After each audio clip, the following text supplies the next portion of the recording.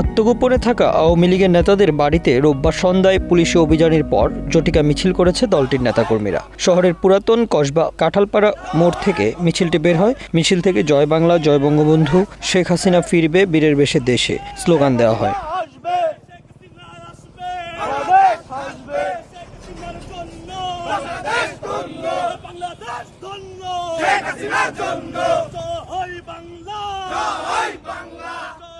প্রত্যক্ষদর্শীরা জানান, কয়েকটি ইজি বাইকে আসা আওয়ামী লীগ নেতাকর্মীরা মিছিলটি বের করে। মিছিলটি উপশহর বাবলাতলা ব্রিজের কাছ থেকে ঘুরে ফের কাঁঠালতলা মোড়ের দিকে চলে যায়। মিছিলে থাকা নেতাকর্মীরা সবাই বাইরের এলাকা থেকে আসা বলে দাবি করেছেন স্থানীয়রা।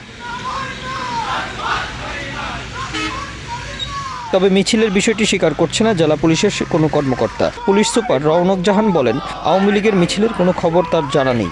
এর আগে রোববার দুপুরে জেলা আওয়ামী লীগের সাধারণ সম্পাদক ও সাবেক সংসদ সদস্য শাহীন চাকলাদার সহ বেশ কয়েকজন নেতার বাড়িতে পুলিশের অভিযান পরিচালনা করা হয়, তবে এতে কাউকে আটক করা হয়নি। Bangla affairs news desk.